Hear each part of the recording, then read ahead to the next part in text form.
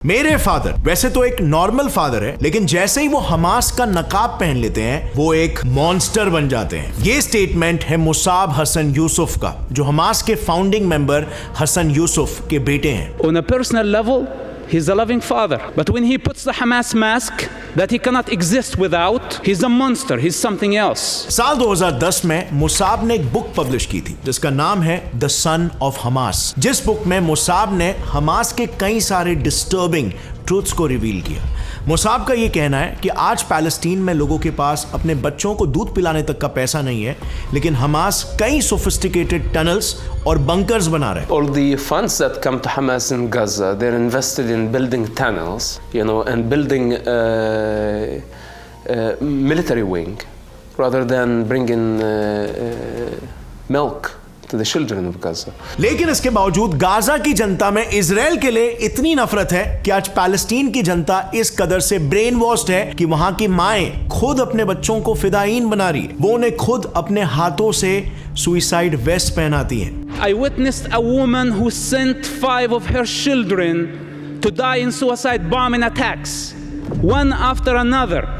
She would put this explosive belt on them and bless them and say, go kill the Jews. अब Musab की ये किताब वाकई में रूह कपा देने वाली है, क्योंकि इस बुक में हमास से जुड़े कुछ ऐसे सीक्रेट्स रिवील किए गए हैं जिनके बारे में आज तक बहुत ही कम लोगों को पता है। आज अगर आप देखोगे तो मीडिया में हर जगह इजराइल द्वारा गाजा पर हो रहे बॉम्बिंग्स और अत्याचार की चर्चा हो रही है, लेकिन इस बुक से रिवील्ड कुछ सीक्रेट्स इस दिशा की ओर इशारा करते हैं कि शायद हमास यही चाहता है कि उसके खुद के लोग मरे, और यही एग्जैक्टली हमास की चाल है ताकि जंग को इजराइल वर्सेस हमास से हटाकर इजराइल वर्सेस पैलेस्टीन बना दिया जाए और उसे इंटरनेशनली, स्पेशली इंटरनेशनल मुस्लिम सेंटिमेंट मिले। हमास ये चाहता है कि इस जंग में मासूम औरतें और बच्चे कुर्बान हो और फिर उनके नाम पर वो दूसरे देशों से एड्स मांगे। ये जितने भी एड्स या डोनेशंस आते हैं ये सारे के सारे जाते हैं सीधा हमास टेररिस्ट के पास।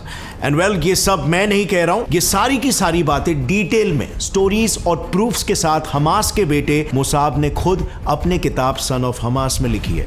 और सबसे इंपॉर्टेंट बात, हमने ये सारे क्लेम्स को भी फेस वैल्यू पर नहीं लिया, बल्कि इन क्लेम्स को इंडिपेंडेंटली बाकी मीडिया चैनल से भी वेरीफाई किया, और आज हम यही हमास का असली चेहरा आपके सामने रखने वाले। सो चलो जानते हैं हमास के आतंक की कहानी खुद हमास के बेटे के जुबानी। अब सबसे पहले ना थोड़ा सा मुसाब के बारे में समझ लेते कि मुसाब कौन है और उसकी क्या हस्ती है। दरअसल मुसाब की फैमिली पैलेस्टीनियन लोगों के बीच एक काफी रिस्पेक्टेड फैमिली है, क्योंकि उसके पिता और उसके दादाजी दोनों ही इन्फ्लुएंशियल स्पिरिचुअल लीडर रहे हैं। अपने फैमिली लेगेसी के बारे में मुसाब ने अपने बुक में लिखा है कि उनकी फैमिली और उनके पिताजी का रिस्पेक्ट केवल लोकल लोग ही नहीं बल्कि दुनिया भर के मुस्लिम्स करते हैं। ऐसी इन्फ्लुएंशियल और रिस्पेक्टेड फैमिली में मुसाब का जन्म 1978 में हुआ था, और मुसाब अपने 9 भाई बहनों में सबसे बड़े हैं, और इसीलिए उन्हें अपने पिता का वारिस भी कहा जाता था। और इसीलिए ही मुसाब का बचपन से सिर्फ एक ही सपना था, हमास के लिए एक मुजाहिद बनने का। इस इंसिडेंट के बारे में मुसाब ने 2010 में CNN को दिए अपने एक इंटरव्यू में बताया कि उस वक्त हर पैलेस्टीनियन बच्चे के दिमाग में सिर्फ एक ही सपना होता था, मुजाहिद बनने का। मुजाहिद इस्लाम में होली वॉरियर्स को कहा जाता है। इनफैक्ट इसी मकसद के लिए मुसाब को 9 साल की उम्र में जेल भी हुई थी, और फिर जेल से छूटने के बाद वापस से 18 साल की उम्र में दोबारा से उसे जेल हुई। फर्क सिर्फ इतना था कि इस बार मुसाब ने जो समय इजराइल के जेल में बिताया उसके बाद से उसकी जिंदगी हमेशा हमेशा के लिए बदल गई। मुसाब ने उस जेल में जो जो एक्सपीरियंसेस लिए उससे सिर्फ 27 महीनों के अंदर वो एक रैडिकल इस्लामिस्ट, प्रो हमास और एंटी इजराइल से बदलकर कंप्लीटली एंटी हमास और प्रो इजराइल बन गए। Then I was imprisoned with Hamas. I spent about 27 months. क्योंकि वो समझ गए कि पीस और डेवलपमेंट ही असल इंसानी तरक्की कराती है, ना कि नफरत और जंग।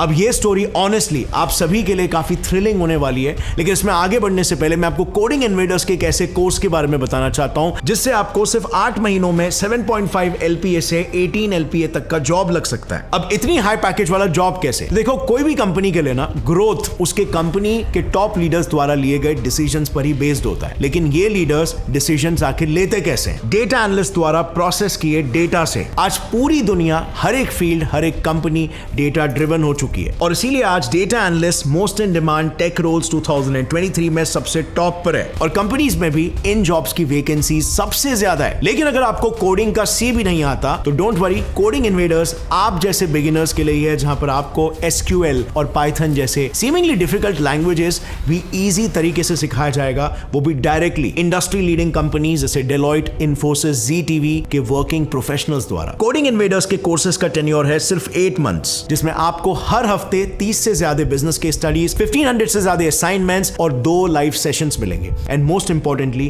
कोडिंग इन्वेडर्स के 100% जॉब असिस्टेंस की वजह से आपका एक हाई पेइंग जॉब लैंड करने के चांसेस काफी बढ़ जाते हैं। इनफैक्ट इन्होंने अब तक 300 प्लस हायरिंग पार्टनर्स के थ्रू 20,000 प्लस कैंडिडेट्स को 7.5 LPA से 15 LPA वाले पैकेजेस दिला दिए हैं। सो जाओ इस दिवाली आप भी अपने करियर को किक स्टार्ट करो विद कोडिंग इन्वेडर्स। बस डिस्क्रिप्शन पर दिए लिंक पर क्लिक करो और कूपन कोड GET27 यूज करो to avail 27% discount on data analyst courses. Link is in the description. अब लौट आते हैं वापस से हमारे टॉपिक पर।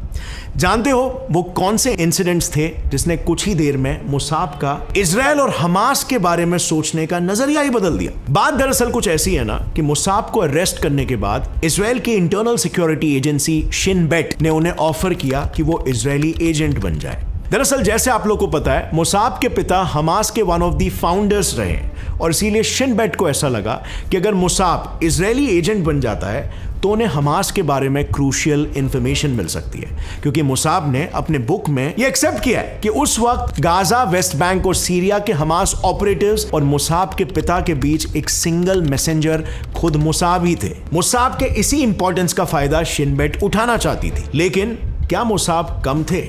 उन्होंने ये ऑफर हंसी खुशी एक्सेप्ट कर दिया क्योंकि उनके दिमाग में एक दूसरा ही प्लान चल रहा था, एक डबल एजेंट बनने का। मुसाब ने 2014 में दिए अपने एक इंटरव्यू में ये एक्सेप्ट किया था कि उन्होंने शिन बेट के ऑफर को इसीलिए एक्सेप्ट किया क्योंकि वो एक डबल एजेंट बनकर इजराइल को नुकसान पहुंचाना चाहते थे, यानी कि वो इजरायली सीक्रेट सर्विस में रहते हुए हमास के लिए इजराइल की जासूसी करना चाहते थे। अब ऑल्दो ये मुसाब का ओरिजिनल प्लान था, लेकिन फिर उनके साथ ऐसी 2 घटनाएं घटी जिन्होंने मुसाब के दोस्त को दुश्मन और दुश्मन को हमेशा हमेशा के लिए दोस्त बना दिया। मुसाब अपनी किताब में लिखते हैं कि हर रोज वो अपनी आंखों से देखते थे हमास लीडर्स खुद अपने ही हमास मेंबर्स को बुरी तरह से टॉर्चर कर रहे थे, सिर्फ इसीलिए क्योंकि उन्हें एक शक था कि शायद ये लोग इजराइल के साथ मिल चुके हैं। इसके बाद उन्हें यह आभास होना शुरू हुआ कि शायद हमास तो हमास का ही दुश्मन है, क्योंकि हर रोज उन्हें जेल से चीखने चिल्लाने की आवाजें आती थी और हर रोज उनकी आंखों के सामने हमास के मेंबर्स को टॉर्चर किया जाता था और उन्हें आज तक इस सब के पीछे का लॉजिक नहीं नजर आया। फिर उसके बाद मुसाब के हृदय परिवर्तन के पीछे का दूसरा रीजन बना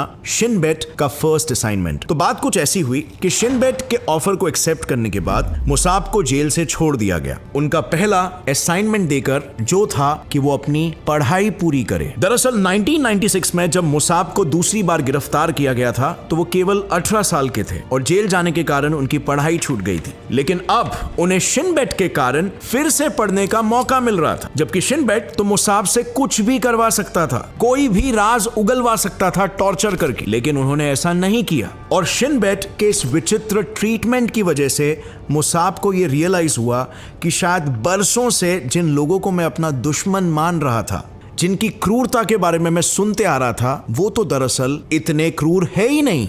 उनके विचार कंस्ट्रक्टिव और तरक्की के मार्ग में है। और फिर उन्हें यह रियलाइज हुआ कि उनके खुद के अपने लोग ऑन दी अदर हैंड सिर्फ उनका इस्तेमाल ही करना चाहते हैं। और बस तभी से मुसाब ने यह डिसाइड कर लिया कि वो शिन बेट का साथ देगा और इन दोनों का साथ लगभग 10 सालों तक चला। और इसी दौरान के अपने पूरे एक्सपीरियंस को मुसाब ने फिर जाके the son of Hamas book में डॉक्यूमेंट भी किया, जो कि बाय द वे अगर आपने नहीं रीड किया है, I highly suggest you read it out, क्योंकि इतनी इंटरेस्टिंग बुक है कि इस पूरे बुक को मैंने पर्सनली सिर्फ एक ही दिन में रीड कर लिया। इस किताब में हमास के बारे में ऐसी ऐसी बातें रिवील की गई है जिसकी आज तक एक भी भनक मेन स्ट्रीम मीडिया को नहीं पड़ी। मुसाब ने डिटेल में कई सारे स्टोरीज और प्रूफ्स के साथ हमास का असली चेहरा लोगों के सामने रिवील किया है। तो चलो सबसे पहले शुरू करते हैं हमास की सबसे इंपॉर्टेंट लेकिन सबसे क्रूएल स्ट्रेटेजी पर, कि हमास ये सामने से चाहता है कि उसकी आम जनता मरे। मुसाब ने इसी साल 2023 में दिए अपने एक इंटरव्यू में साफ साफ शब्दों में बताया कि हमास गाजा सिटीजन्स को एज ह्यूमन शील्ड्स यूज करता है।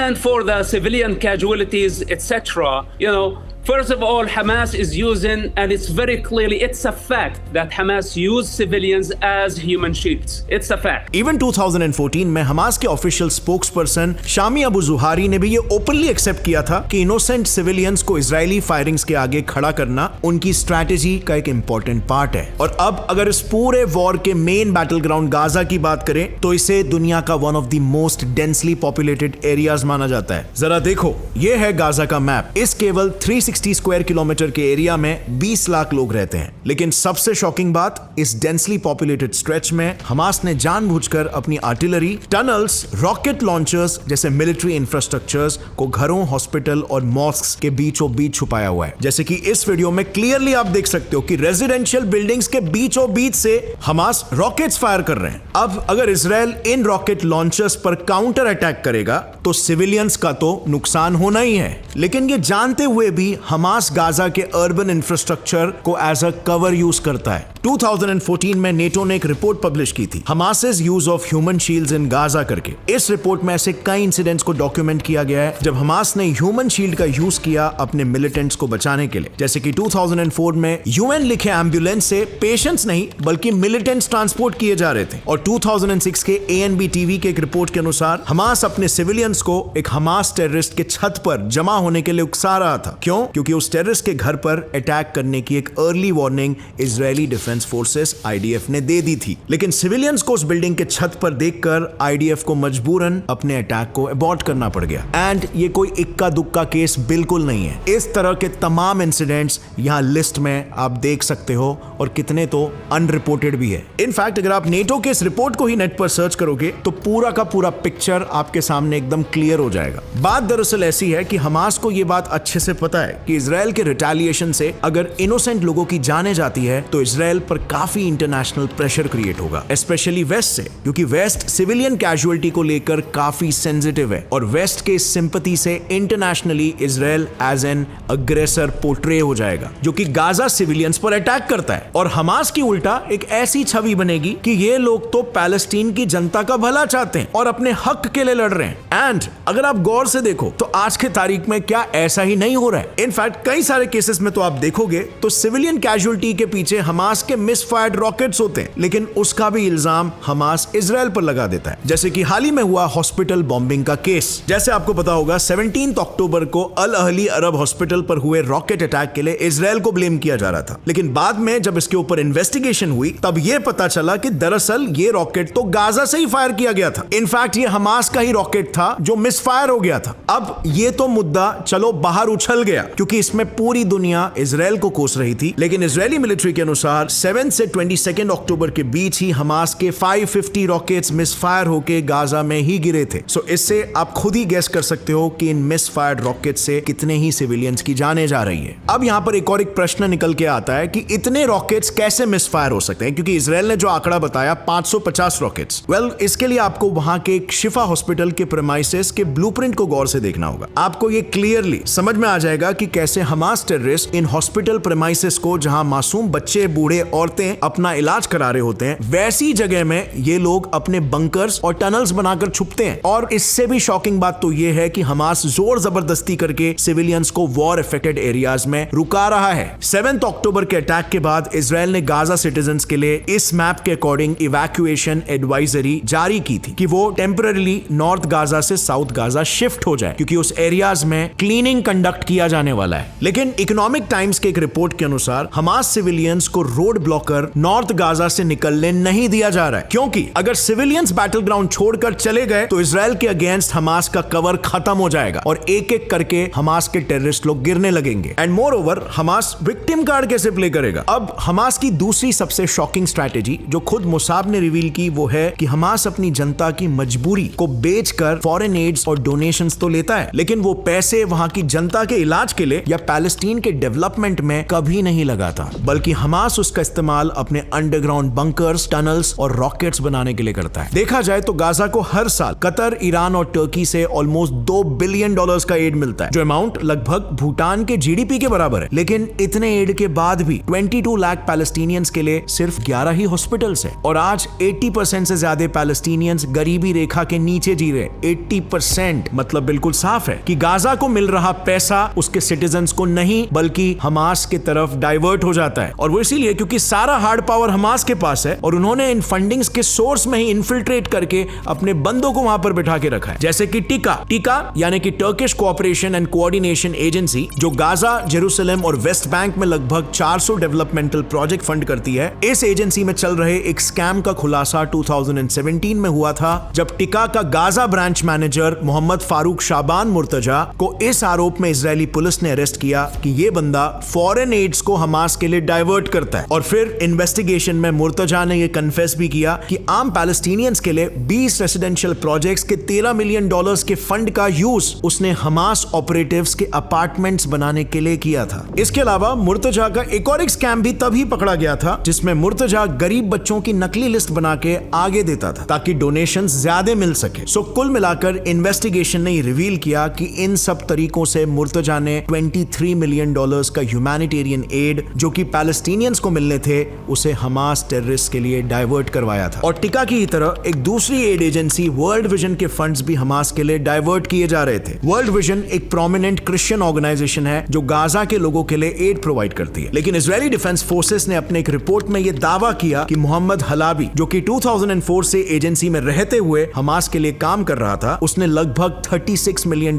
के फंड्स का डाइवर्जन हमास के मिलिट्री विंग के लिए किया था। अब इस तरह के डाइवर्जन से हमास को तो बहुत फायदा हो रहा है, लेकिन गाजा के लोग इसका हेवी प्राइस पे कर रहे हैं। जैसे आपने आंकड़ों में जाना, गाजा की 80% आम जनता बिलो पॉवर्टी लाइन में जी रही है और आज गाजा में 97% पानी अनड्रिंकेबल है। लोग आए दिन मर रहे हैं। लेकिन वही दूसरी तरफ हमास चीफ इस्माइल हनीये, जो कतर में रह रहा है, उसका नेटवर्थ एटलीस्ट $5 मिलियन है। और केवल हनीये ही नहीं बल्कि ये सारे हमास लीडर्स भी मिलियंस ऑफ डॉलर्स वर्थ के एसेट्स बनाए दूसरे देशों में छुपे हुए हैं। और यहाँ पर आपको फिर से याद दिला दूं कि हमास गाजा की गवर्निंग बॉडी है। और कितनी अजीब बात है कि गाजा में पूरा डिस्ट्रक्शन चालू है, लोगों के पास खाने के लिए पैसे, पीने के लिए पानी नहीं है, और हमास के लीडर्स मिलियंस ऑफ डॉलर्स लेकर दूसरे देशों में बैठे हैं। अब जरा सोचो, जो टेररिस्ट ऑर्गेनाइजेशन अपनी जनता के साथ ऐसा व्यवहार कर सकता है, उस जनता के साथ जिनके हक के लिए वो सो कॉल्ड लड़ रहा है, उस जनता को ये लोग जान से मार सकते हैं, इजरायली बंदूकों के सामने खड़ा कर सकते हैं, फिदाइन बना सकते हैं, उनको गरीब से गरीब स्थिति में रख सकते हैं। ऐसे लोगों के हाथों क्या गाजा के सिविलियन सेफ है क्या? और ऐसे लोग जो अपने देश के लोगों के साथ ऐसा हाल कर रहे हैं, वो दूसरे देश के दुश्मनों के साथ तो क्या नहीं कर सकता? मोसाद के हिसाब से ऐसा सिर्फ बताया जा रहा है कि हमास पैलेस्टीन की आजादी चाहता है क्योंकि इजराइल ने उनकी जमीन घेरी है, लेकिन असल में इनका असली मकसद ये नहीं है। हमास के बेटे ने सामने से ये कहा है कि हमास का असली मकसद है इजराइल को नक्शे से ही मिटा देना और टोटली उस पूरे एरिया में अपना कब्जा लाना। और इसके लिए उन्हें जैसे भी जितना भी लड़ना पड़े, जितने भी मासूमों की जानें गंवाना पड़े, उन्हें वो मंजूर है। ये लोग पीस और म्यूचुअल कोऑपरेशन से इस इशू को सॉल्व नहीं करना चाहते, जबकि most of the Palestinian Janata peacefully he issue को सॉल्व करना चाहती है। उन्हें झगड़ा नहीं करना है, उन्हें इशू को और नहीं बढ़ाना है, उन्हें तरक्की की तरफ बढ़ना है। And friends, personally I also think most of the Muslims यही चाहते हैं। 7 अक्टूबर को हमास टेररिस्ट ने लगभग 200 से भी ज्यादा मासूम इजरायली सिविलियंस को कैप्चर कर लिया था और उन्हें गाजा लेकर आ गए। क्यों? जब हमास खुद मीडिया के सामने अपनी सिविलियन कैजुअलिटी पर इजराइल को ब्लेम करता है, तो हमास वही सेम काम कैसे कर सकता है? वेल, इस चीज का जवाब once again the son of Hamas देंगे। हर एक हमास टेररिस्ट को यह बता के इजराइल भेजा गया था कि अगर वो एक भी इजरायली सिविलियन को पकड़कर गाजा लेकर आते हैं तो उन्हें पूरे $10,000 और एक फ्लैट पर इजरायली सिविलियन इनाम दिया जाएगा। له مكافأة. قديش المكافأة قالوا لكم؟ شقة، منزل، بيت، $10,000 اللي بيجيب كل أسير باخد شقة ومنزل؟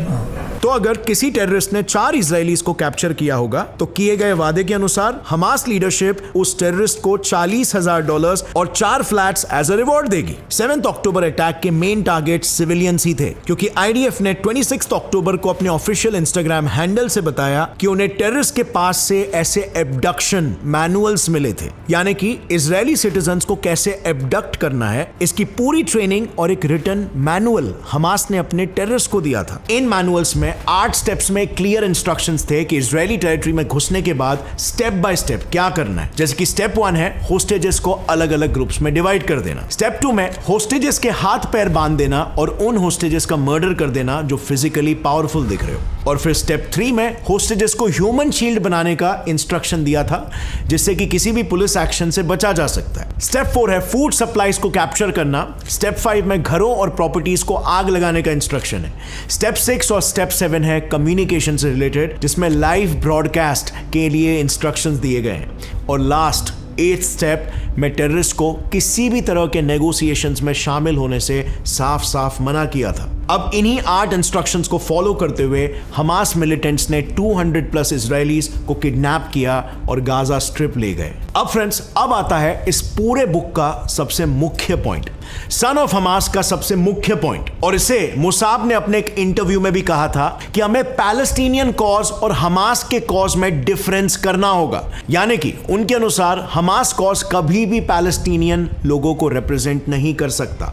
2007 में हमास को पावर देने के पीछे लोगों की बस यही सोच रही थी कि उनकी लाइफ बेहतर हो। जैसे कि मैंने अपने पिछले वीडियोस में भी कहा है कि लोगों को लड़ाई झगड़ा वॉर नहीं चाहिए, उन्हें बस एक अच्छी जिंदगी चाहिए। लेकिन आज वहां पर स्थिति कुछ ऐसी हो गई है कि पैलेस्टीनियंस की लाइफ बद से बदतर हो चुकी है। उनके अनुसार गाजा के लोगों की हालत हमास रेजिम में सुधरी नहीं है, बल्कि वर्स हो चुकी है। इनफैक्ट हमास के इस अटैक से पहले ही इजराइल का और पैलेस्टीनियन अथॉरिटी का एक सुलह होने वाला था, जो कि हमेशा के लिए वंस एंड फॉर ऑल पूरे मिडिल ईस्ट में पीस लेकर आता था। लेकिन हमास के इस अटैक से वापस से पूरे एफर्ट्स पर पानी फिर गया। It's kind of like Hamas चाहता ही नहीं है कि ये डिस्ट्रक्शन कभी खत्म हो मिडिल ईस्ट से, बिकॉज अल्टीमेटली जब तक डिस्ट्रक्शन है तब तक उनका वजूद भी रहेगा। एंड वंस अगेन ये सब के बीच में पिसरा कौन है? आम इंसान, आम पैलेस्टीनियन, जो कि बस सिर्फ एक अच्छी जिंदगी जीना चाहता है। अब फ्रेंड्स, इस इजराइल हमास वॉर में विक्टिम सिर्फ गाजा सिटीजन ही नहीं है, बल्कि इसका इंपैक्ट इंडिया पर भी पड़ेगा, जिसका बड़ा रीजन है इस्लामिक कंट्रीज के डबल स्टैंडर्ड। अब वो कैसे, ये ऑलरेडी मैंने डिटेल में इस वीडियो में कवर किया है। I highly suggest you watch out this video, ताकि आपको पूरा मिडिल ईस्ट का डायनामिक भी समझ में आने लगेगा कि इजराइल हमास वॉर में मिडिल ईस्ट के क्या स्टेक्स है। और अगर इस वीडियो से आपको कुछ भी नया सीखने मिला, एक लाइक जरूर ठोकना।